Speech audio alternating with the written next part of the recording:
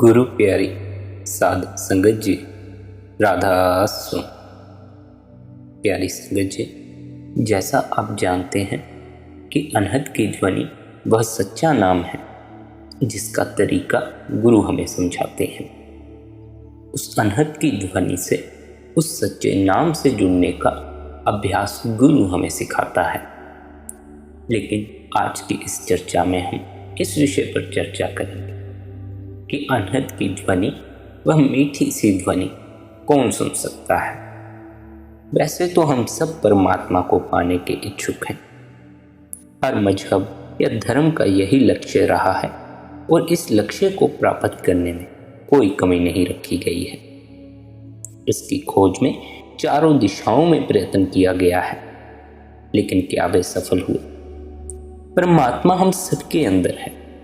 सब मुल्क और धार्मिक संप्रदाय अपने अपने तरीकों और युक्तियों से उसे ढूंढने की कोशिश कर रहे हैं। लेकिन जो बाहरी साधनों से परमात्मा को ढूंढते हैं, परमात्मा उनके लिए एक मरीचिका, एक कल्पना और भ्रम है। इसलिए नहीं कि उससे मिलाप नहीं हो सकता, बल्कि इसलिए कि हम उसे गलत जगह और गलत तरीके से ढूंढ रहे हैं। मालिक आज तक बाहर से न किसी को मिला है और ना मिल ही सकता है। यह तो ऐसे है जैसे कोई अपने कमरे में खोई हुई चीज को सड़कों पर ढूंढता फिरे। जिसने भी परमात्मा को पाया है, अपने अंदर ही पाया है। परमात्मा को अपने अंदर पाने के बाद ही हम जान सकते हैं कि वह सर्वज्ञाता, सर्वशक्तिमान और सर्वव्यापी है। सब पूर्ण संत महात्माओं, पीर पैगंबरों और गुरुमुखों ने डंके की चोट पर इस बात का ऐलान किया है कि अंतर्मुख खोज ही परमात्मा से मिलाप करने का एकमात्र साधन है। परमात्मा को पाने का अचूक तरीका उस दिव्य ध्वनि यानी शब्द से जुड़ना है, जो हम सबके अंदर धुनकारें दे रहा है। इसकी चाबी, या यूं कहिए कि इसे पाने का तरीका केवल किसी पूर्ण गुरु से मिलता है। पलटू साहिब ने हमारे मस्तक की तुलना एक उल्टे कुएं से की है और वहीं पहुंचकर शिष्य उस अगम और अखंड ज्योति के दर्शन करता है। संतों ने शरीर को दो भागों में बांटा है, एक आंखों से नीचे और दूसरा आंखों से ऊपर। रूहानियत का सर्वोत्तम रास्ता जो परमात्मा की प्राप्ति की ओर ले जाता है, आंखों से ऊपर है। सतगुरु की हिदायत पर चलकर ही हम शब्द यानी धुन से जुड़ सकते हैं। हमारे अंदर वह अखंड ज्योति है जो बिना बाती और बिना तेल के जल रही है। यह ज्योति आदि से हम सबके अंदर है, लेकिन इसके दर्शन वही कर सकता है जो बिना किसी शर्त, श्रद्धा तथा भक्ति से सतगुरु के बताए रास्ते पर चल रहा हो और उसने अपने अहम को उन्हें समर्पित कर दिया हो। इस रूहानी ज्योति का केंद्र सहस्रदल कमल है। इस ज्योति से प्रभावित हो रही किरणें खंडों ब्रह्मांडों का आधार है। इस ज्योति के दर्शन बड़े सौभाग्य से होते हैं। प्राचीन काल में ऋषि मुनि इस अखंड ज्योति के दर्शन करने के लिए हजारों सालों तक कड़ी तपस्या करते थे। हालांकि यह संतों की शिक्षा की पहली मंजिल है, लेकिन सद्गुरु के मार्गदर्शन और दया मेहर के बिना यहाँ तक पहुँचा नहीं जा सकता। इस ज्योति में से एक अलौकिक ध्वनि प्रवाहित हो रही है। इस ध्वनि को वही सुन सकता है जो सद्गुरु की कृपा से अपनी चेतना को पूरी तरह 9 द्वारों में से समेटकर तीसरे तिल पर एकाग्र कर ले। हमारे मंदिरों में ज्योति जलाई जाती है और दरवाजे पर घंटा लटका होता है। मंदिर में दाखिल होने से पहले भक्त इस घंटे को बजाते हैं। इसी तरह हर गुरुद्वारे में भी ज्योति जलाई जाती है और शंख बजाया जाता है। मुसलमान मज़ारों पर चिराग जलाते हैं। इसी प्रकार गिरजाघरों में भी घंटा बजाया जाता है, मोमबत्तियां जलाई जाती हैं। संतों ने इस साधना द्वारा हमें यह समझाना चाहा कि बाहर की ज्योति और बाहर के घंटे आंतरिक ज्योति और आंतरिक आवास के प्रतीक हैं। बाहरी साधनों का मकसद हमारे अंदर अपने असल को पाने के लिए तीव्र इच्छा पैदा करना है। बड़े दुर्भाग्य की बात है, हम असल को भूलकर नकल में ही फंस गए हैं। श्रेष्ठ कर्मों के फलस्वरूप मनुष्य जन्म मिलता है और सद्गुरु से संपर्क होता है। सर्वश्रेष्ठ कर्मों से सद्गुरु से ही नाम की बख्शिश होती है और हम संत मार्ग पर चलकर अंदर शब्द यानी अनहद नाद से जुड़ जाते हैं। हमारी आत्मा सतनाम के समुद्र की एक बूंद है, परमात्मा की अंश है, लेकिन मन का साथ होने के कारण हम ऐसे कर्म कर बैठते हैं जिनमें फंसकर दुख सुख के अनुभवों के द्वारा इस दृष्टि गोचर भौतिक जगत से जकड़े जाते हैं। मूल रूप से आत्मा निर्मल, पवित्र और दिव्य है। यह इस भौतिक संसार से बन नहीं सकती, लेकिन हमारी इच्छाएं और मन की संगति इसे संसार में फंसाए रखती है। दूसरी ओर मन इंद्रियों के वश में है और मोह के कारण पैदा हुई इच्छाएं हमें खींचकर अपने निज घर से दूर रखती हैं। बादलों का पानी साफ और निर्मल होता है, पर जब जमीन पर गिरता है तो मिट्टी और धूल से मिलकर गंदा हो जाता है।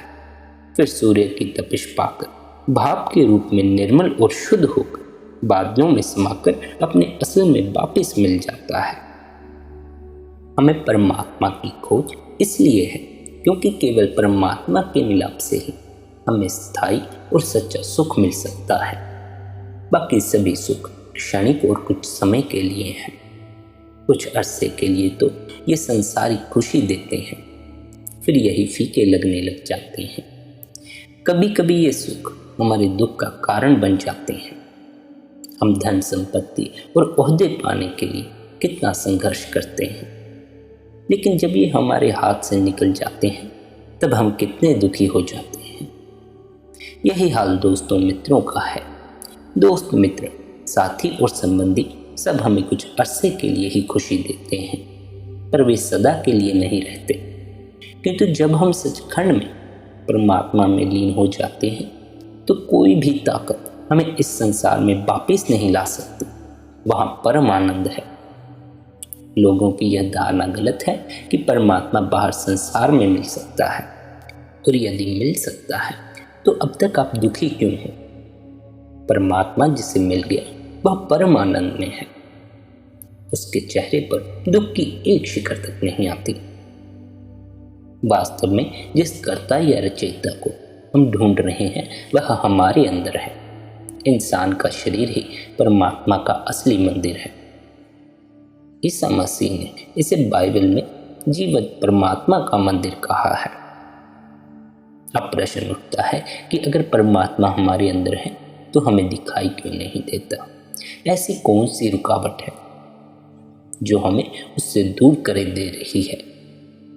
परमात्मा को अपने अंदर देखने के लिए सबसे बड़ी रुकावट हमारी मैं मेरी होमे या अहम की भावना है।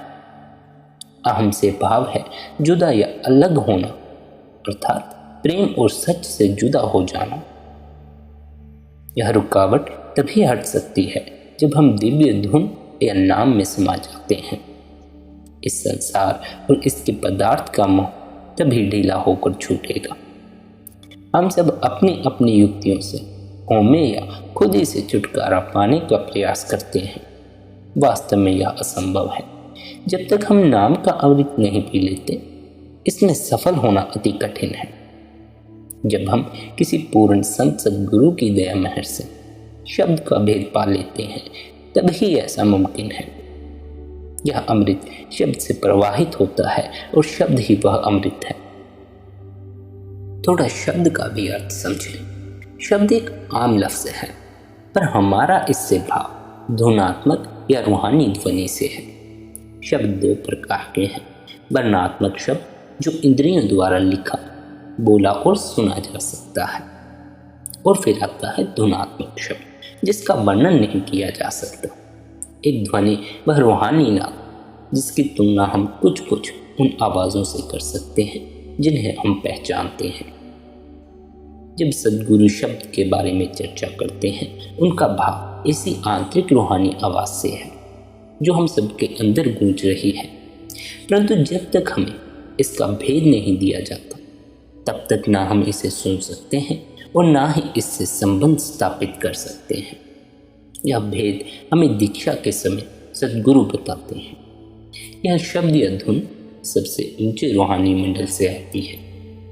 जब हम इस शब्द धुन से जुड़ जाते हैं, तब हम भी उस जगह पहुंच जाते हैं जहां से यह दिव्य धुन प्रवाहित होती है। गुरु नानक साहिब लोगों को होमे के कारण संसारिक पदार्थों में उलझे हुए देखकर कहते हैं, नानक होमे रोग बुरे। यदि हम होमे की जड़ ही काट दें तो हम मालिक से मिलकर एक रूप हो सकते हैं। लेकिन लोग तो भोग विलास में लिप्त हैं और संसारिक पदार्थों को इकट्ठा करने में लगे हुए हैं।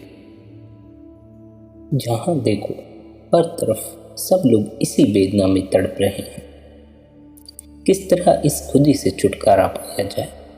हम सब प्रयत्न तो करते हैं, पर सत्य यह है कि यह केवल परमात्मा के हाथ में है।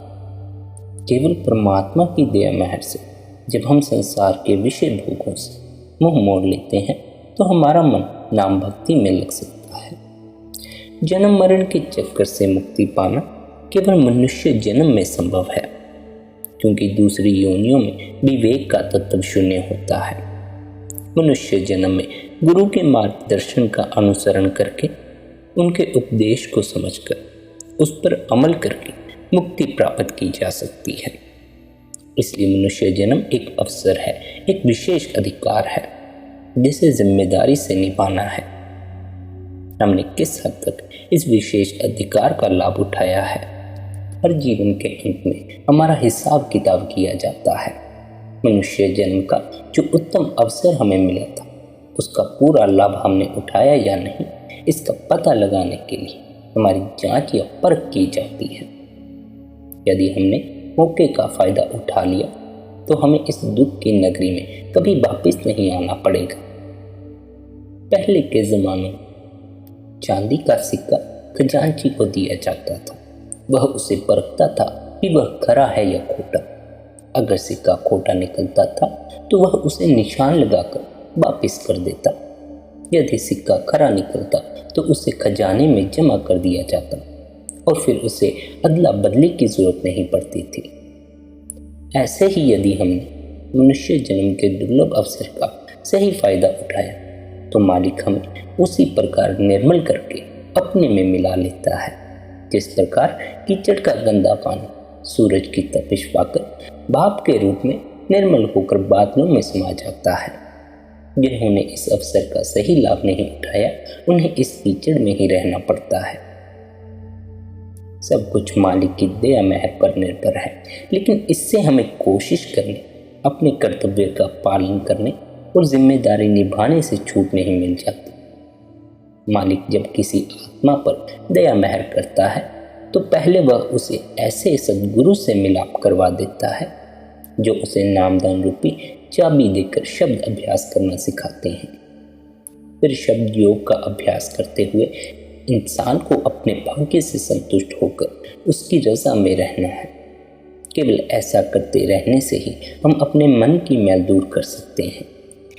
रजा या मालिक की मौज के अंदर रहना बड़ा जरूरी है। अपने आप को कोसे बिना, अपने भाग्य को कोसे बिना रूहानी अभ्यास जारी रखना चाहिए। बीमारी, बदनसीबी और कठिनाइयों से हताश नहीं होना और ना ही भौतिक लाभ, संसारिक सुख, मित्रों या संबंधियों के कारण गर्व करना है। हमसे जो भी अच्छे से अच्छा बन पड़े वह करें और नतीजे को पूरी तरह मालिक के हाथों में छोड़ दें।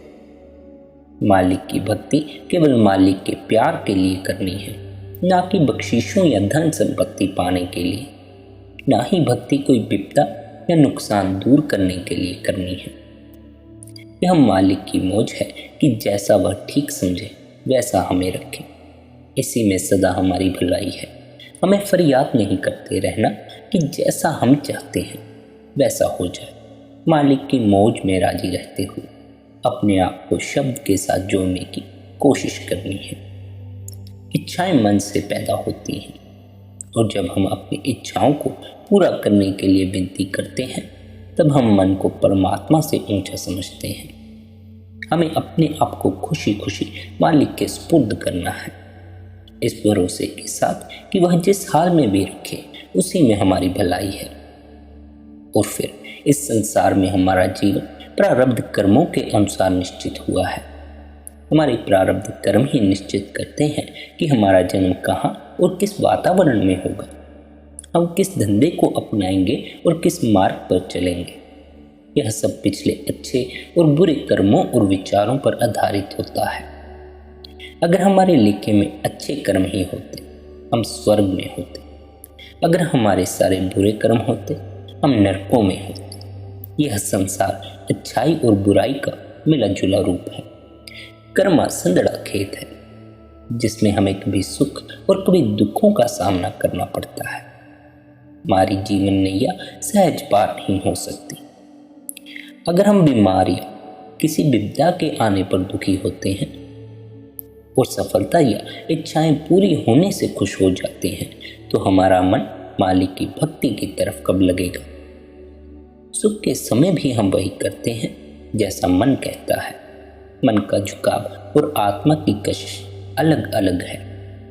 आत्मा की कशिश शब्द की तरफ है, इसलिए हमें मन को वश में करने की कोशिश करनी है ताकि यह हमारे ऊपर हावी होकर हुकूमत न चला सके।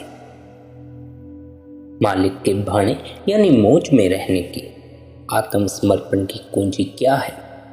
तीसरा तेल यानी आंखों का केंद्र, जहां हमें ध्यान को एकाग्र करके, जहां हमें अपना ध्यान टिकाकर अपना काम काज करना चाहिए। बेशक ऐसा करने के लिए बहुत समय और अभ्यास की जरूरत है, परंतु ऐसा करना ही आत्मसमर्पण की कुंजी है। दूसरी ओर जब हम तीसरे तिल के केंद्र से नीचे उतर आते हैं तब इन इंद्रियों के द्वारा हमारा ध्यान बाहर जाता है और बाहर से उकसावा पाकर संसार में फंस जाता है। जब हम अपने ध्यान को संसार और इंद्रियों से निकालते हैं तभी हम मालिक की मौज में रह सकते हैं। रूहानी अभ्यास का यही सार है कि हम मालिक की मौज को सहर्ष और निष्ठा से स्वीकार करें। मालिक की मौज में रहने के लिए अपने ध्यान को संसार के भोगों से हटाकर प्रेम और भक्ति के साथ तीसरे तिल पर एकाग्र करने की जरूरत है। तभी हम सद्गुरु के असली स्वरूप जो शब्द है उसमें समाकर अपने निज कर पहुंच सकते हैं। होमे और खुदी पर थोड़ी चर्चा करें।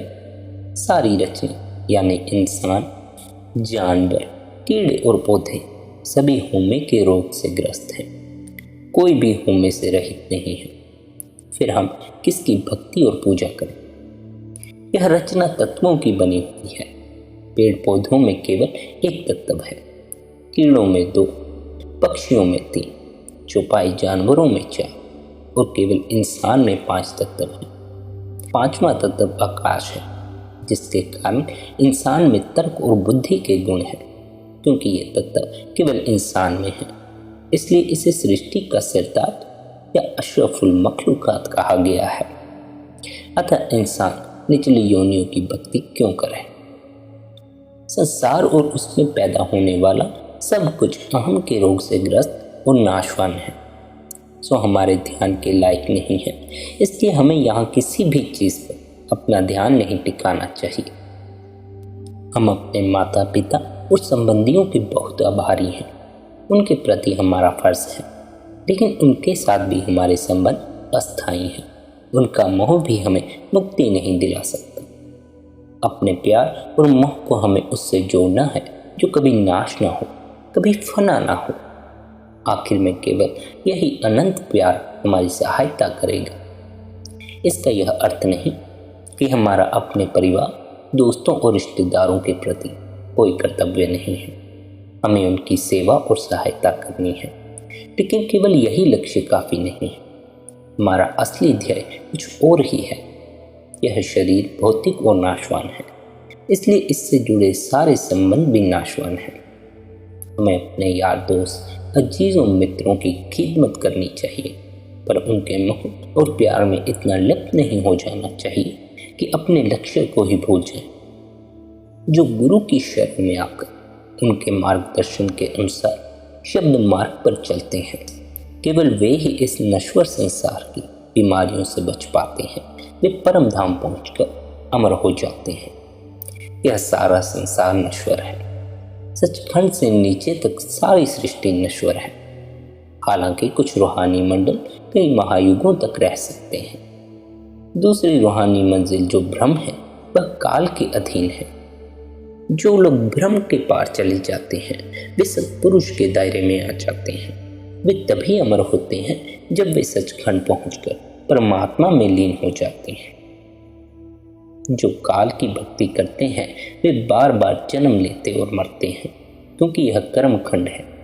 यदि वे अच्छे कर्म करते हैं तो इसके एवज में वे स्वर्गों में लंबे समय तक सुख और आनंद भोगते हैं। लेकिन हर चीज का अंत होता है। स्वर्गों के सुख भोगने के बाद उन्हें फिर इस संसार में जन्म लेना पड़ता है। फिर कौन जानता है कि उसके बाद उनके भाग्य में क्या लिखा हो। दूसरी ओर जो शब्द के अभ्यास द्वारा काल का देश पार कर लेते हैं, इस सदा के लिए मालिक में समा जाते हैं। ऐसी आत्माएं सदा परम आनंद में रहती हैं। यह स्थान त्रिकुटी के स्वामी काल की पहुंच से बाहर है। जीवात्मा शब्द में समा जाती है। उसके संसारिक बंधन सदा के लिए कट जाते हैं। उसे फिर कभी इस संसार में वापस आने की आवश्यकता नहीं पड़ती। इस संसार की हर वस्तु, चाहे वह धरती पर हो या समुद्र में हो, वह नश्वर है। केवल मालिक ही अजय, अमर और अविनाशी है। जो प्रेम, भक्ति और शब्द के जरिए सत्पुरुष में समा जाते हैं वे अमर हो जाते हैं। हमें क्यों बार बार जन्म लेना पड़ता है और हम किस तरह शब्द अभ्यास के जरिए अमर हो सकते हैं, इसी का उपदेश हमें संतों द्वारा बार बार दिया जाता है। इसलिए हमारा संतों के पास जाना बड़ा आवश्यक है, क्योंकि केवल गुरु ही है जो हमें बता सकता है कि हम बार बार जन्म मरण के चक्कर से कैसे बच सकते हैं और मुक्ति को कैसे हासिल हो सकते हैं। वे लोग जो संसार को त्याग कर भव्य कपड़े पहनकर भिक्षा की याचना करते हैं या संन्यास ग्रहण कर लेते हैं, वे भी पूर्णता को प्राप्त नहीं कर सकते। वे आत्म संयम से मन को वश में करने के लिए उपवास, तप आदि करते हैं। उन्हें भी अंत में अनुभव होता है कि मन ने उन्हें वश में कर लिया है, ना कि उन्होंने मन को वश में किया है। मन पहले तो परेशानी और दबाव सहन कर लेता है, पर फिर अचानक प्रतिक्रिया के रूप में रबड़ बैंड की तरह उछाल पकड़ता है। केवल दिव्य ध्वनि के द्वारा ही मन पर हावी होकर उसे हमेशा के लिए नियंत्रित किया जा सकता है। केवल किताबें पढ़ने से मुक्ति नहीं मिलती। कोई भी किताब हमें परमात्मा तक नहीं ले जा सकती। अगर हमने उस सर्वव्यापी परमात्मा को नहीं पाया तो कोई भी किताब पढ़ने से क्या लाभ हुआ। लेकिन इसका भाव यह नहीं कि पवित्र पुस्तकों को पढ़ना नहीं चाहिए। केवल कहने का अर्थ ये है कि जो भी ज्ञान और जानकारी हमें किताबों से मिलती है उसे अनुभव में बदलना चाहिए। तभी इन पवित्र पुस्तकों को पढ़ने का फायदा है। फिर ऐसे भी लोग हैं जो एकांत में जंगलों और पहाड़ों में रहते हैं, फलों आदि पर निर्वाह करते हैं। ऐसा जीवन भी हमें परमार्थ की ओर नहीं ले जा सकता। लोग शहरों में पूरी सुख सुविधाओं के साथ रहते हैं। ऐसा जीवन भी परमार्थ की ओर उत्साहित नहीं करता। चाहे हम आराम का जीवन बिताएं या कठोर आत्म संयम का, केवल नाम भक्ति ही हमें मुक्ति की ओर ले जाती है। वास्तव में यही एक तरीका और युक्ति है। नाम भक्ति के मार्ग को छोड़कर जो लोग कोई दूसरा रास्ता अपनाते हैं वे अपने लक्ष्य तक नहीं पहुंच पाते। अन्य अभ्यासों के बारे में भी यही सच है। हमें केवल वक्त के गुरुमुखों के मार्गदर्शन में भक्ति करनी चाहिए। सच्चा गुरुमुख वह है जो खुद शब्द में समाकर मालिक का रूप बन गया हो। हम सद्गुरु के बाहरी स्वरूप से प्यार करते हैं क्योंकि वे देहदारी शब्द हैं। शब्द ही हमारा असली गुरु है। सच्चा गुरु केवल देह नहीं बल्कि शब्द होता है। शब्द की धारा मालिक के घर से आती है और हर इंसान के दिल में है। क्योंकि हमें इसका पता नहीं, इसलिए हम नहीं जानते कि किस तरह उसका अनुभव करके परमात्मा के घर तक पहुंचा जाए। सद्गुरु शब्द की भक्ति करके उसका रूप ही हो जाते हैं। जब हम प्रेम से सद्गुरु की भक्ति करते हैं तो वे हमारे हृदय में भी शब्द को जागृत कर देते हैं। फिर नतीजा क्या होता है? नतीजा यह होता है कि यदि हम सांसारिक पदार्थों से प्रेम करते हैं तो हम संसार की तरफ खींचे चले जाते हैं। अगर हम गुरुमुखों से प्यार करते हैं तो हम शब्द अपने निजगढ़ की ओर खींचे चले जाते हैं। मालिक की रहमत और दया मेहर से उसके भक्त और प्यारे सदा के लिए निर्मल और पवित्र हो जाते हैं। परमात्मा के मिलाप के सिवाय जन्म मरण के अनंत चक्कर के दुख दर्द से छुटकारा पाने का कोई उपाय नहीं। हम सब अपनी अपनी सोच और समझ के अनुसार परमात्मा को जगह जगह ढूंढने की कोशिश करते हैं और उसकी खोज के लिए अलग अलग तरीके अपनाते हैं। लेकिन परमात्मा तक पहुंचने का, परमात्मा से मिलाप करने का केवल एक तरीका है, उस सच्चे नाम, उस अनंत की ध्वनि से अपने सुर को जोड़ देना। वही ध्वनि आपको परमात्मा तक ले जाती है, वही आपके मन को निर्मल कर देती है, वही ध्वनि आपको अनंत से भर देती है। जैसे जैसे शिष्य सद्गुरु की बताई हुई युक्ति के अनुसार जीवन व्यतीत करता है, धीरे धीरे उसके कर्मों के कर्ज का भुगतान होता जाता है। उसके नियमित रूप से रूहानी सफर में उन्नति होती जाती है और उसे परम आनंद की प्राप्ति होती है। इस आनंद का अनुभव करीब करीब सभी रूहानी मंडलों पर हो सकता है और होता भी है। इस आनंद से अभिप्राय अपने अहम को त्याग देना और किसी ऊंची सत्ता में समा जाना है। आनंददायक अनुभव अलग अलग चक्रों पर भी प्राप्त हो सकते हैं, परंतु अलग अलग मंडलों में इनका आत्मा पर होने वाला प्रभाव और इनमें होने वाली आत्मिक उन्नति अलग अलग होती है। आत्मज्ञान बहुत बड़ी चीज़ है। यह एक ज़रूरी सीढ़ी है परमात्मा के ज्ञान के लिए, जो बाद में आता है जब हम तीनों गुणों को अलग करने में सफल हो जाते हैं या उनसे ऊपर उठ जाते हैं। तभी हमें आत्मज्ञान हो सकता है, अर्थात तभी हम अपने आप को पहचान सकते हैं। तब हम सौंदातिक रूप से निश्चय पूर्वक केवल कहते ही नहीं बल्कि जानते हैं कि हमारा मूल स्रोत परमात्मा है और हम उसी का अंश हैं। शब्द उस दिव्य महासागर की लहर है। संत या सद्गुरु अपने शिष्य को शब्द से जोड़कर परमात्मा से टूटे उसके तार को फिर से परमात्मा से जोड़ देते हैं। वह उसके अभ्यास की देखरेख करते हैं। हमारा मुख्य आधार सूरत शब्द योग है और भक्ति वह मार्ग है जिस पर हम चलते हैं।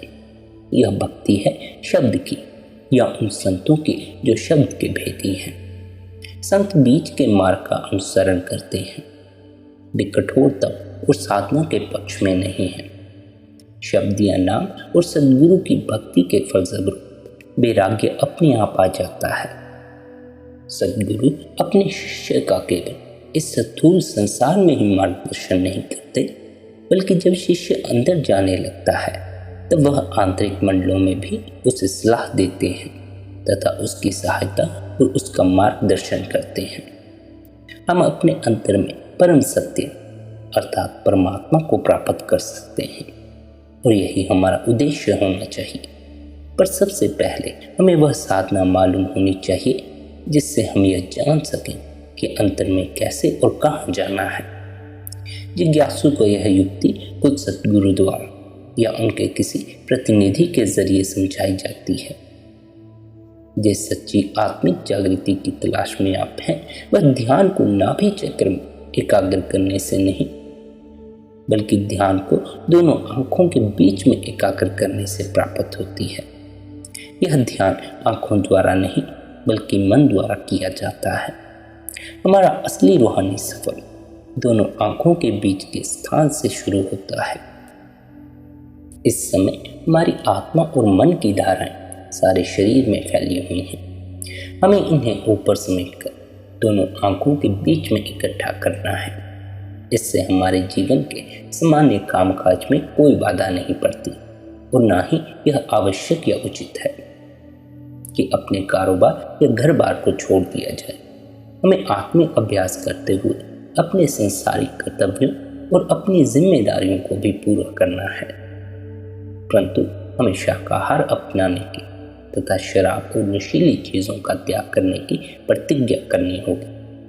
निर्धारित भोजन में भी सभी प्रकार की सब्जियां, फल, पनीर और दूध शामिल है। मन और माया से ऊपर उठने पर ही हम अपने असली स्वरूप को पहचान सकते हैं। हमारी आत्मा 3 प्रकार के शरीर, स्थूल, सूक्ष्म और कारण में कैद है। जब हम अपने आप को इन तीनों शरीरों से अलग करने में सफल हो जाते हैं तभी अपने असली स्वरूप का अनुभव कर सकते हैं। इसके लिए आपको गुरु द्वारा बताई गई युक्ति के अनुसार जितना गुरु ने आपको अभ्यास करने का समय बताया है उतना अभ्यास करना है। अगर आप विश्वास और प्रेम के साथ दृढ़तापूर्वक यह अभ्यास करते रहेंगे तो कुछ ही महीनों में बल्कि कुछ ही हफ्तों में ही अनुभव करेंगे कि आप उन्नति कर रहे हैं। पर असली मंजिल तक पहुंचने के लिए काफ़ी लंबा समय चाहिए। यह समय अभ्यासियों के पिछले संस्कारों पर और उनकी वर्तमान कोशिश और मेहनत पर निर्भर करता है। सद्गुरु की दया में है जो बहुत ही ज़रूरी है, निसंदेह हरदम साथ रहती है। राधा स्वामी।